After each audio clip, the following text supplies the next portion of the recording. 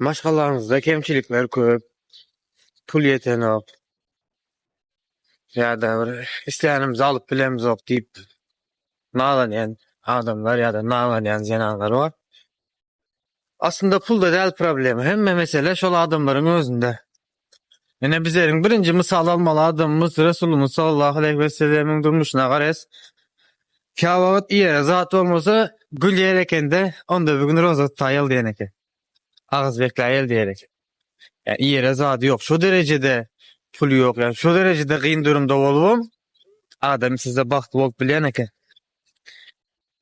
O derejedäki baktam nädip ýetip bolýar?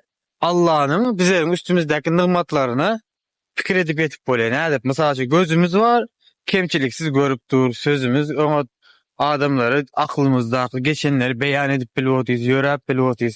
Şu nigmatlaryny jemläp muň şükürine eda etsek, yani hiç ile gynalmana za gerek yok da. Yani kanagatly bolup gidýäs. Şoň üçin pul da imkadiýen bagtyň açary kanagatly bolmak. Baý bolsaňam kanagatly, pulsuz bolsaňam kanagatly. Ve şo günüňe şükür etip bilmek imkadiýet. Siz näle pikir edýäňiz?